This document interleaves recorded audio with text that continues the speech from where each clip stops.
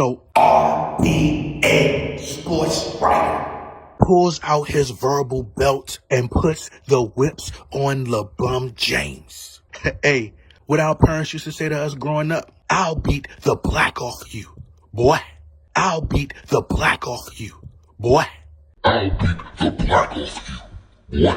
I brought you into this world and I take you out. Whips LeBron James like his daddy Delonte West should have done. LaMoore ass James. Let's screw it up James. LeBron James gets toasted like a grilled cheese sandwich with the La Spatula. But this Los Angeles Lakers sports writer predicts that the Los Angeles Lakers will be cow fertilizer once LeBron James returns. But here's what this Lakers writer had to say. This article is per Lake Show Life, and the headline reads, LeBron James is about to return and ruin everything for the Lakers. The article was written by Josh Cornelison, and he goes on to say, it's easy to put the story together. The Los Angeles Lakers are 10-4. The second most wins of any team in the Western Conference. They have faced a road-heavy schedule, and the greatest player of all time, allegedly, is about to return after missing the entire start to the season. So why is LeBron James going to ruin everything for the Lakers? So this article is per The Sporting News, and the headline reads, Lakers writer sends dire LeBron James warning upon return. Could force LA back into the morass. The writer went on to say, quote, if LeBron James returns, he will need the ball. That is the primary way that he brings value to a team. He has proven he can do that with another on-ball star, going back to his success with the Dwayne Wade and Kyrie Irving. But he was always the number one option. He is an improved shooter, but he's hardly a 3-and-D wing. His value to this team decreases if he isn't handling the ball. Whether it's LeBron playing off the ball or LeBron James taking touches away from Doncic and Reeves, he will be hurting the offense, he says. He goes on to say where the Lakers most desperately need help is on defense, and LeBron is not going to inject the team with energy and hustle at 40 years of age. The return of LeBron James could ruin this team's hot start and see them plummeting back into the morass of the Western Conference,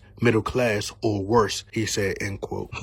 I mean, you can ask the sports writer, you can ask a news anchor, you can ask Siri, you can ask ChatGPT, hell, you can even ask Jesus Christ himself if you need to. But anyone will tell you that the Lakers no longer need LeBron James. And it's truly not the fact that the Lakers don't need LeBron James in the regular season, because they don't. LeBron James isn't really going to too much do any damage so much in the regular season. The problem is LeBron James is going to make the Lakers worse in the postseason, especially when it matters most. LeBron James in the regular season, he has had the benefit and the luxury of having great teammates around him that it could mask LeBron James' deficiencies. However, when it's playoff time, LeBron James having slow feet and not playing defense is not going to work in a 5-on-5 sport. So as I said, he may not destroy the team in the moment, but he will for sure in the long run during playoff time is going to be a detriment to the team, and they'll get swept with the biggest broom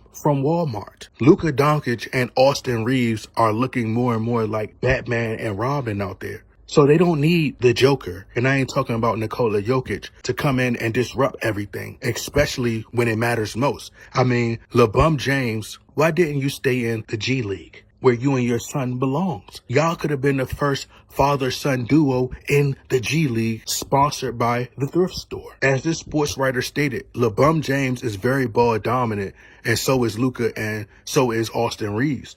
See, Austin Reeves and Luka are phenomenal offensively, but they also lack in many areas defensively that LeBron James just can't make up for.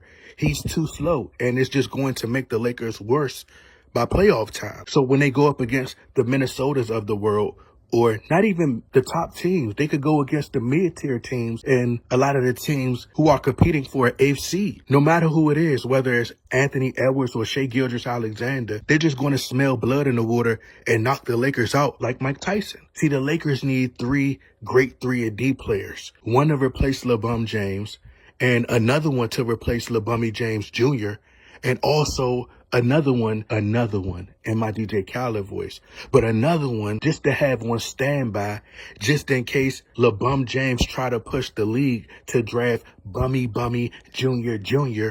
and Bryce James, and he comes in and makes the Lakers even worse than they already are. See, without LeBron James, the sky's the limit for the Lakers. They literally have 2 scoring machines. But LeBron James wants to keep inserting himself because he doesn't want to allow this team to develop or grow. LeBron James doesn't want to pass the torch to a promising young team and future great players. See, that's why the Cleveland Cavaliers more than likely don't want LeBron James to come back. And the same for the Miami Heat. He wants the spotlight all to himself. He doesn't want to let go of the attention.